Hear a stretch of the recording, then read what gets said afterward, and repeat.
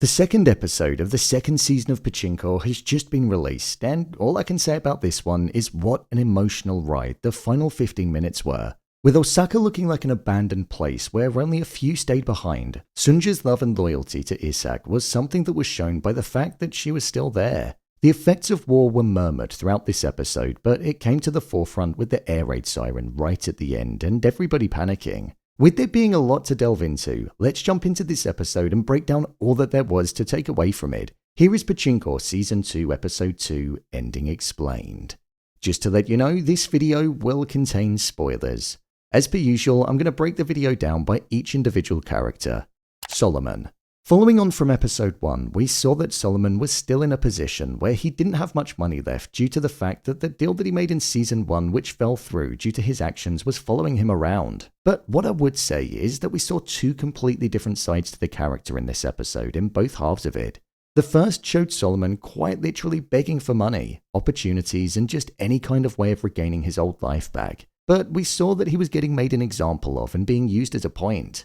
We even saw him going to Halmoni to apologize, as it seemed like he felt like he wanted to make some amends. But it was whilst he was there where his mindset changed and the character that we knew from season 1 came to the forefront. Halmoni's plot of land had the bodies of soldiers buried beneath it. Well, it was a rumor that went around, and Solomon then realized that he could devise a plan to sell the land to Abisan, spread the rumors of the bones being buried there, and then Colton would most likely not go through with the deal, meaning that Abisan would be stuck with a huge loan and it would essentially kill them. But at the same time, Solomon would get to walk away with all of the money. He's doing this for two different reasons, to obviously gain riches and be happy, and also to get the revenge that he wants. There was a line in the 1945 timeline which Isak said to Mozasu when they were talking about wealth, which was, "True wealth is to be loved." And right now, it doesn't feel like Solomon relates to that in the slightest. He's all about the money and power, which was exhibited most in the first episode when he mentioned how much money he used to earn as his point in an argument. So as of right now, he's a step closer to regaining that life that he wants to lead. One moment of understanding in this episode from him though came when he was speaking with Halmoni, and he spoke about how he could never understand what she or his grandmother went through during the time where they were not only discriminated against, but lived in Osaka and were struggling to just get food. It feels like Solomon is going down a little bit of a dark path, but I think he's going to get the bounce back in his step, knowing that Halmoni is going to be willing to go through with the deal and he can get that revenge that he desires. Noa. This episode pretty much started with Noa walking down the maze, which was Osaka all alone. The effects of war were shown during the opening scene where the kid in the haunting gas mask was standing there as Noa looked on, and then only moments later he heard the news that his father had died. We saw that Noa was still being treated poorly by the bullies as he was keeping himself to himself. However, when he was at home, Isak arrived and fell through the door and was quite literally on death's door. Noa and his religion seem to be something that has kept him composed during the troubling times and has made him not only bite his tongue, but stay out of trouble, all with the hopes of bringing his father back safely. We heard this most when he went to Pastor Hu and he said that he'd been good and that the Lord couldn't look away. With Isak ultimately dying, and Noa also finding out that it was Pastor Hu, somebody that he trusted, that was the reason that Isak ended up in jail because he turned him in. I think that's going to be the catalyst for a change in the character and the way that he behaves. We saw it instantly when he pushed the pastor, and we saw anger running through his blood. Noa is suffering, as there are lots of people there, but there's only so much somebody can take. He's lost his father, he's being bullied, war is present, and Osaka is completely empty. As Isak said to him before he died, mercy is neither gift nor power. Survival comes at a cost. And I think we're going to see that cost in Noa as the episodes go on and he starts to change. Sunja. Sunja didn't feature that much in this episode, but where she did right at the end, she pretty much stole it. The core of Sunja's character is the burning love that she had for her husband and the care and affection that she has for her children in wanting to keep them safe. In the final moments of the episode, there was the most heartbreaking and emotional scene that this season served up so far. Sunja was told that Isak only had a matter of hours left to live, so she spent those alongside him. Whilst they were together, we heard Isak saying how he was going to miss seeing the boys growing up and that it was what he wanted more than anything. He said he was dying to live. And that line quite literally broke me whilst I was watching it. Sunja loved Isak more than anything in the world and she stayed with him until he took his last breath, staring deeply at him.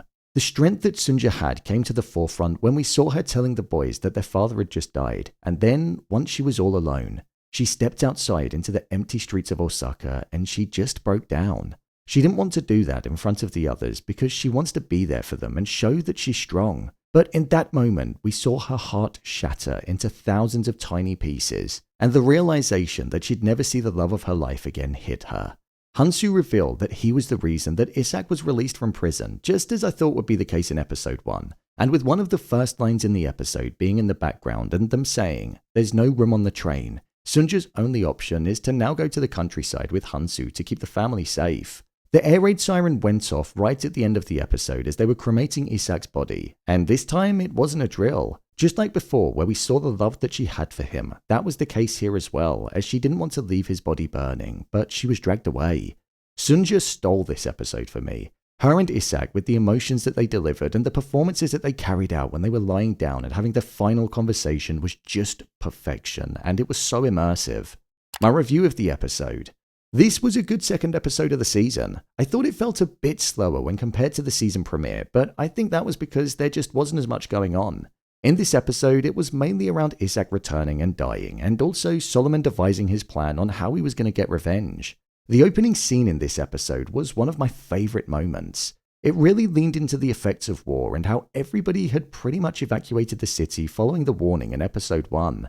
The silence of Osaka was deafening, and seeing it through the perspective of a child and then seeing just how frightening and scary it was made us look at it slightly differently too. I'd also say that the opening scene was shot so nicely as well. The color palette and grading really matched the tone of those first few minutes. However, I would say that my favorite moment in the episode was when Sunja and Isak were saying goodbye to one another. It was heartbreakingly beautiful, and I welled up a little bit whilst watching it. The love that they both had for one another was at the core of this show, and seeing Isak dying to live and to just have more years with them was something that you really felt.